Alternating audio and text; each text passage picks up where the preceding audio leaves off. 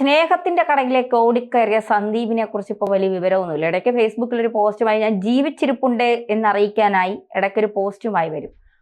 ഓടിയെടുത്ത് പുല്ല് പോലും കുരുക്കുന്നില്ലെന്നാണ് പറയുന്നത്. KPCC ജനറൽ സെക്രട്ടറി സ്ഥാനമൊക്കെ വാഗ്ദാനം ചെയ്ത് വിളിച്ചുകൊണ്ട് പോയിട്ട് അവസാനം ഒന്നുമില്ലാത്ത അവസ്ഥയിൽ ലീഗ് പോലും എതിർക്കുകയാണ്. സന്ദീപിന് തൽക്കാലം ഒരു പോസ്റ്റും കൊടുക്കണ്ട, വന്നടുത്ത് തന്നെ നിന്നോട്ടെ എന്ന്. എന്തായിരിക്കും സന്ദീപിന്റെ രാഷ്ട്രീയ ഭാവി? നമുക്കങ്ങനെ പ്രവചിക്കാൻ പറ്റില്ല എന്തായിരിക്കും രാഷ്ട്രീയ ഭാവി എന്ന്. പക്ഷേ ഒരു പാർട്ടിയിൽ നിന്ന് മറ്റൊരു പാർട്ടിയിലേക്ക് ചേക്കേറുന്നവർക്ക് കേരളത്തിൻ്റെ രാഷ്ട്രീയത്തിൽ വലിയ പ്രാധാന്യം ലഭിക്കുന്നില്ല എന്നതാണ് കഴിഞ്ഞ കുറച്ച് വർഷങ്ങളായിട്ട് കേരളത്തിൻ്റെ ഒരു ചരിത്രം നമ്മളെ പഠിപ്പിച്ചുകൊണ്ടിരിക്കുന്നു. വേണമെങ്കിൽ അതിൽ കുറച്ച് വ്യത്യസ്തം എന്ന് വിശേഷിപ്പിക്കുന്ന അബ്ദുള്ളക്കുട്ടിയുടെ കാര്യത്തിൽ മാത്രം. ഒരു കാലത്ത് അബ്ദുള്ളക്കുട്ടി അത്ഭുതക്കുട്ടിയായിട്ടാണ് അവതരിപ്പിക്കപ്പെട്ടത്. CPM-ലായിരുന്നു. അത് കഴിഞ്ഞിട്ടാണ് പിന്നീട് അദ്ദേഹം മാറി ചാഞ്ചാടി അവസാനം BJP-യിലെത്തി. പക്ഷേ BJP-യുടെ ന്യൂനപക്ഷ സെല്ലിൻ്റെ പ്രമുഖനായിട്ടുള്ള വക്താവായിട്ട് ഇപ്പോഴും അദ്ദേഹം നടക്കുന്നുണ്ട്. ഇടക്കിടക്ക് വാർത്തയിലൊക്കെ കാണാറുണ്ട് എന്നുള്ള ഒരു പ്രത്യേകത ഉണ്ട്. എന്ന് വെച്ചാൽ അദ്ദേഹം BJP-യുടെ ഒരു പാർട്ടായിട്ട് മാറിയിട്ടുണ്ട്. പക്ഷേ അതുപോലെയല്ല നമ്മൾ കരുണാകരൻ്റെ മകൾ പത്മജ വേണുഗോപാലിൻ്റെ സ്ഥിതി, അല്ലെങ്കിൽ അനിൽ ആൻ്റണിയുടെ സ്ഥിതി. അവർക്ക് BJP-യിൽ അങ്ങനെ ഒരു വോയിസ് ഉണ്ടോ എന്ന് ചോദിച്ചാൽ ഇല്ല. ചിലപ്പോൾ തിരഞ്ഞെടുപ്പുകൾ വരുന്ന സമയത്ത് അവരെ ഏതെങ്കിലും സ്ഥലത്തുകൊണ്ട് സ്ഥാനാർത്ഥിയാക്കും എന്നല്ലാണ്ട് BJP-യിൽ അവർക്ക് വോയിസ് ഒന്നുമില്ല. BJP-യിൽ അവർ യഥാർത്ഥത്തിൽ അധികപ്പറ്റായിട്ടുള്ള ഭാണ്ഡക്കെട്ടുകളായിട്ട് തുടരുകയാണ് ചെയ്യുന്നത്.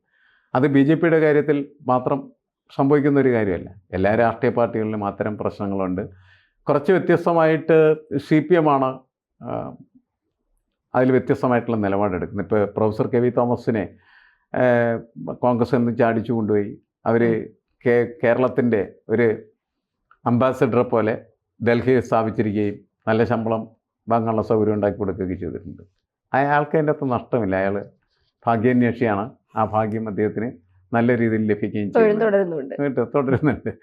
പക്ഷെ അതേപോലത്തെ ഒരു അവസ്ഥ മറ്റ് ആർക്കെങ്കിലുമൊക്കെ കിട്ടിയിട്ടുണ്ടോയെന്ന് ചോദിച്ചാൽ ഇല്ല എന്നാണ് എനിക്ക് തോന്നുന്നത്.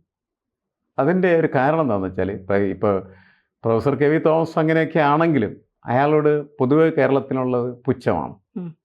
കാരണം ആളുകളെ പറ്റിച്ച് ജീവിക്കാൻ നടക്കുന്ന ഒരാൾ എന്ന നിലയ്ക്ക് മാത്രമേ അദ്ദേഹത്തെ അവർ കാണുന്നുള്ളൂ.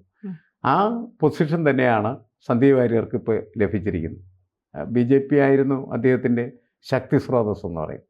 BJP അണികളായിരുന്നു അദ്ദേഹത്തിൻ്റെ ആരാധകർ എന്ന് പറയും. എവിടെ അദ്ദേഹത്തിന് വേണ്ടിയിട്ട് വച്ചവെക്കാനും മുദ്രാവാക്യം വിളിക്കാനും കൂടെ കൂടാനും ഒക്കെ ഉണ്ടായിരുന്ന അവരാണ്. ആ സ്ഥിതി കോൺഗ്രസ്സുകാരുടെ ഭാഗത്തുനിന്നുണ്ടാകാനുള്ള സാധ്യത കുറവാണ്. കാരണം അതിൻ്റെ ഒരു പ്രശ്നം എന്ന് പറയുന്നത് കേരളത്തിലെ രാഷ്ട്രീയം എന്ന് പറയുന്നത് പ്രത്യയശാസ്ത്രപരം മാത്രമല്ല, അത് കുറേ കൂടി വൈകാരികവും കൂടിയാണ്. കേരളത്തിലെ ഇപ്പോൾ CPM-ൻ്റെ അണികളെയൊക്കെ നമ്മൾ പരിശോധിച്ചാൽ അവർ കോൺഗ്രസ് വിരുദ്ധ രാഷ്ട്രീയം സംസാരിക്കുന്നവരാണ്. കോൺഗ്രസ്സിനെതിരെ പ്രവർത്തിക്കുന്ന ഒരു പാർട്ടി അതിൻ്റെ വക്താക്കൾ എന്ന നിലയ്ക്ക് മാത്രം നടന്നിരുന്നവരാണ്. ഇപ്പോഴും അങ്ങനെയാണ്. അപ്പോൾ നമുക്ക് അറിയാം, അഖിലേന്ത്യാ അടിസ്ഥാനത്തിൽ കോൺഗ്രസും CPM-ഉം തമ്മിൽ ഒരു ബന്ധമുണ്ട്. അത് ഇന്ത്യ സഖ്യത്തിൻ്റെ ഭാഗമായിട്ടാണ് രണ്ടുകൂട്ടരുന്നത്. അതിൻ്റെ അടിസ്ഥാനത്തിൽ പല സംസ്ഥാനങ്ങളിലും അവർ ഒരുമിച്ച് സഹകരിച്ച് മത്സരിച്ച് സ്ഥാനങ്ങളൊക്കെ നേടുന്നുണ്ടെന്നുള്ളത് ശരിയാണ്. പക്ഷേ കേരളത്തിൽ വരുമ്പോൾ അത് ഉൾക്കൊള്ളാനായിട്ട് കേരളത്തിലെ അണികൾക്ക് കഴിയുന്നില്ല. കോൺഗ്രസിൻ്റെ അണികൾക്കും കഴിയില്ല, CPM-ൻ്റെ അണികൾക്കും കഴിയില്ല.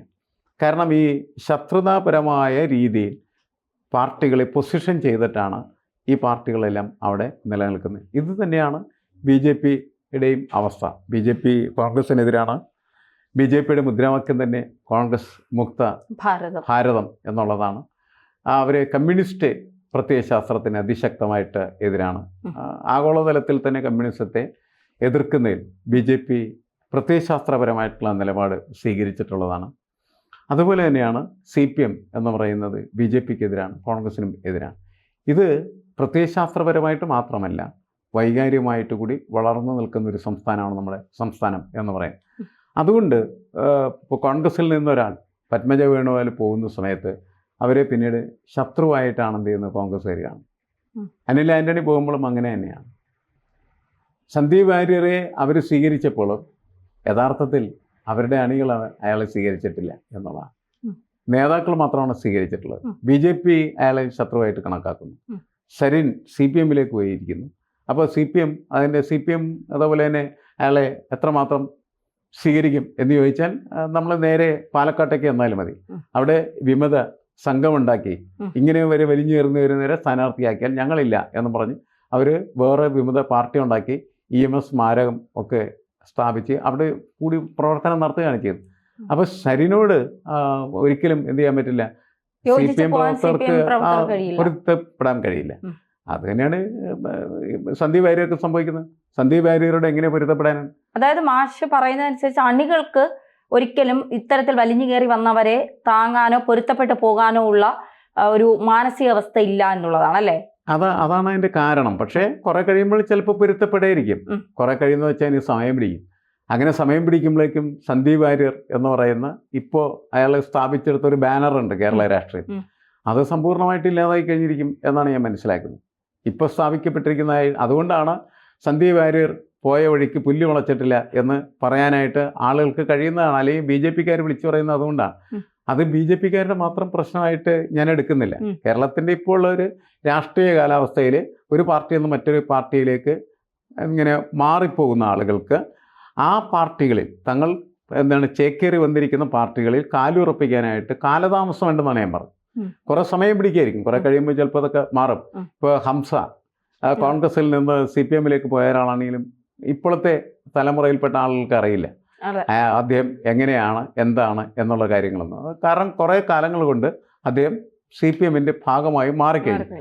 അങ്ങനെ മാറാൻ, കോൺഗ്രസിൻ്റെ ഭാഗമായി മാറാനായിട്ട് സന്ദീപ് വാര്യർ സഹിക്കുക എന്ന് പറഞ്ഞൊരു പോയിന്റ് ഉണ്ട് ഇതിൻ്റെ അകത്ത്. കാരണം എന്ന് വെച്ചാൽ ഒരുപാട് ക്ഷമിക്കുകയും സഹിക്കുകയും ചെയ്താൽ മാത്രമാണ് അദ്ദേഹം ചെന്ന് നിൽക്കുന്ന സമയത്ത് ഇപ്പോൾ അദ്ദേഹം നേരിട്ടുകൊണ്ടിരിക്കുന്നതായിട്ടുള്ള അവഗണന അത് ഇല്ലാതാവുകയും കുറേ നാളുകൾ പാർട്ടിയുടെ ഒപ്പം നടക്കുകയും പ്രവർത്തിക്കുകയും ഒക്കെ ചെയ്യുന്ന സമയത്ത് പല പ്രശ്നങ്ങളൊക്കെ ഇടപെടുക്കുന്ന സമയത്ത് അയാൾ അതിൻ്റെ പാർട്ടിയായിട്ട് മാറും. പക്ഷെ അത് കുറേ വർഷങ്ങൾ കഴിഞ്ഞാൽ മാത്രം സംഭവിക്കുന്ന കാര്യം. ഇപ്പോൾ എന്തായി കഴിഞ്ഞാലും പെട്ടെന്ന് ഇവർ വാഗ്ദാനം ചെയ്തിരിക്കുന്ന സ്ഥാനം സെക്രട്ടറി അല്ലേ, KPCC general secretary, KPCC general secretary കുപ്പായം തച്ച് വെച്ചിട്ടുണ്ട്. അതിന്റെ കൂടെയാണ് സന്ദീപിന്റെ പുതിയ കുപ്പായം കൂടി വരുന്നത്. അല്ല, അപ്പൊ അങ്ങനെ അത് കൊടുക്കാനായിട്ട് അവർ തയ്യാറായി കഴിഞ്ഞാൽ പോലും മുസ്ലിം ലീഗിനെ സമ്മതിക്കുന്നില്ല എന്ന് പറഞ്ഞാൽ അത് മുസ്ലിം ലീഗിന് കോൺഗ്രസിൽ എത്രമാത്രം ആധിപത്യമുണ്ട്, സ്വാധീനമുണ്ട് എന്നതും കൂടി വ്യക്തമാക്കുന്ന കാര്യമാണ്. ചെറിയൊരു കാര്യമല്ല. കാരണം കോൺഗ്രസിൽ ആര് സെക്രട്ടറി ആവണം എന്ന് മുസ്ലിം ലീഗ് തീരുമാനിച്ചാൽ കോൺഗ്രസിന്റെ സ്ഥിതി പരിതാപകരമാണ്. അത് ഒരിക്കലും അങ്ങനെ തീരുമാനിക്കപ്പെടുന്ന സാഹചര്യത്തിലേക്ക് പോകാതിരിക്കണമല്ലേ. പക്ഷെ കോൺഗ്രസ് അങ്ങനെയാണ്. കാരണം ഇപ്പോൾ മുനമ്പം വിഷയത്തിൽ സതീശനെടുത്തൊരു നിലപാടുണ്ട്. ആ ഭൂമി എന്ന് പറഞ്ഞാൽ വഖഫിൻ്റെ ഭൂമിയല്ല എന്നാണ് അദ്ദേഹം പറഞ്ഞത്. പക്ഷേ അത് 10 മിനിറ്റിനുള്ളിൽ മുസ്ലിം ലീഗ് തിരുത്തി അത് വഖഫിൻ്റെ ഭൂമിയാണെന്ന് പ്രഖ്യാപിച്ച് സതീശൻ ഇങ്ങനെ പറയേണ്ടെന്ന് പറഞ്ഞു. അങ്ങനെ സതീശൻ തിരുത്തി. അപ്പോൾ മുസ്ലിം ലീഗ് എന്ത് ചെയ്യുന്നു വെച്ചാൽ കോൺഗ്രസിനെ തിരുത്തുന്നു. കോൺഗ്രസിൻ്റെ തീരുമാനങ്ങൾ അവരെടുക്കുന്നു. കോൺഗ്രസ്സൊക്കെ നടപ്പാക്കാനിരിക്കുന്നു. അത് മോശമായിട്ടുള്ള രാഷ്ട്രീയമാണ്. നല്ല രാഷ്ട്രീയമായിട്ട് ആരും അതിനെ കണക്കാക്കുകയില്ല. അപ്പോൾ സന്ദീപ് വാര്യരുടെ ഇപ്പോഴത്തെ സ്ഥിതി എന്ന് പറഞ്ഞാൽ ഇങ്ങനെ മോശമായ ഒരു കടയിലേക്ക് ചെന്ന് കൂടുതൽ മോശപ്പെട്ട അവസ്ഥയിൽ അദ്ദേഹം എത്തപ്പെട്ടുകൊണ്ടിരിക്കുന്നു എന്നുള്ളതാണ്. അത് മാറ്റിയെടുക്കഴിഞ്ഞ് ഒരുപക്ഷെ ഇങ്ങനെ വലിയ വിമർശനങ്ങളൊക്കെ വരും. നമ്മൾ അടക്കമുള്ള നിരവധി ആളുകൾ ഇക്കാര്യങ്ങളെല്ലാം വിളിച്ചു പറയുമ്പോൾ അത് സന്ദീപ് വാര്യർ കേൾക്കുന്നുണ്ട്. ആ കേൾക്കൽ അദ്ദേഹത്തിനെ കുറച്ചുകൂടി പ്രശ്നങ്ങൾ ഉണ്ടാക്കുകയും ആ പ്രശ്ന പരിഹാരത്തിന് വേണ്ടിയിട്ട് കൂടുതൽ സമ്മർദ്ദം അദ്ദേഹം കോൺഗ്രസിൽ ചിലപ്പോൾ ചെലുത്തിയേക്കാം. അതുകൊണ്ട് അത് വിനയായിട്ട് മാറും. പക്ഷേ എന്തെങ്കിലുമൊക്കെ ചെയ്തില്ലെങ്കിൽ എങ്ങനെ അദ്ദേഹത്തിൻ്റെ ഒരു അന്തസ്സ് അതിൻ്റെ അകത്ത് നിലനിർത്താനായിട്ട് അദ്ദേഹത്തിൻ്റെ ഒരു ഐഡൻറ്റിറ്റിയുടെ പ്രശ്നമാണ്. ഇത് സന്ദീപ് വാര്യറാണ്. ആ സന്ദീപ് വാര്യർക്ക് ഒരു ഐഡൻറ്റിറ്റി ഉണ്ട്. ആ ഐഡൻറ്റിറ്റി അംഗീകരിക്കാനായിട്ട് കോൺഗ്രസ് തയ്യാറായില്ല എങ്കിൽ അദ്ദേഹം ഈ തെരഞ്ഞെടുപ്പ് കാലത്ത് എടുത്ത തീരുമാനങ്ങളെല്ലാം അദ്ദേഹത്തെ ഇങ്ങനെ തിരിഞ്ഞു നിന്ന് കൊത്തുന്ന അവസ്ഥയിലേക്ക് മാറും. അതാണ് ഇപ്പോൾ യഥാർത്ഥത്തിൽ സംഭവിച്ചുകൊണ്ടിരിക്കുന്നത്.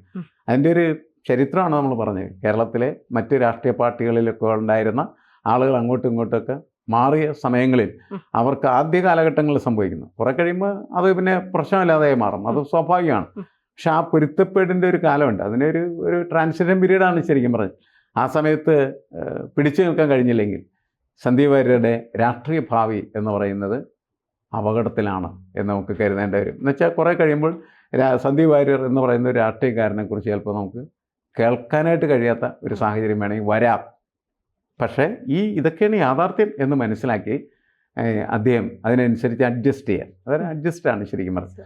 ആ അഡ്ജസ്റ്റ് ചെയ്യാനായിട്ട് തയ്യാറായി അവിടെ പിടിച്ചു നിന്ന് കുറേ കഴിയുന്ന സമയത്ത് നമുക്ക് സന്ദീപ് വാര്യർ കോൺഗ്രസിൻ്റെ ഒരു നല്ല നേതാവായിട്ട് മാറിയെന്ന് അതേപോലെ തന്നെ വിലയിരുത്താനായിട്ട് കഴിയും. രണ്ട് സാധ്യതയാണ്. ഒന്ന്, രാഷ്ട്രീയത്തിൽ നിന്നതിന് സന്ദീപ് വാര്യർ എന്നേക്കുമായി വിട പറഞ്ഞു പോകുന്ന ഒരു സാഹചര്യം, അല്ലെങ്കിൽ രാഷ്ട്രീയത്തിൽ പ്രബലനായിട്ടുള്ള ഒരു കോൺഗ്രസ്സുകാരനായിട്ട് ഉയർന്നു വരാനായിട്ടുള്ള സാധ്യത. ഈ രണ്ട് സാധ്യതയ്ക്കടക്കം നിൽക്കുന്ന അദ്ദേഹത്തിന് നമുക്ക് അദ്ദേഹത്തിനോട് പറയാനുള്ളത് എന്താണെന്ന് വെച്ചാൽ, കേരളത്തിൻ്റെ ഒരു രാഷ്ട്രീയത്തിനനുസരിച്ച് അല്ലെങ്കിൽ രാഷ്ട്രീയ ബോധത്തിനനുസരിച്ച് നിങ്ങൾ പ്രവർത്തിക്കാത്തത് നിങ്ങൾക്ക് വിനയാണ് എന്ന് മാത്രമേ ഉള്ളൂ. കാരണം ഇതൊന്നും അങ്ങനെ എളുപ്പത്തിൽ മാറുന്നൊരു കാര്യമായിട്ട് എനിക്ക് തോന്നുന്നില്ല.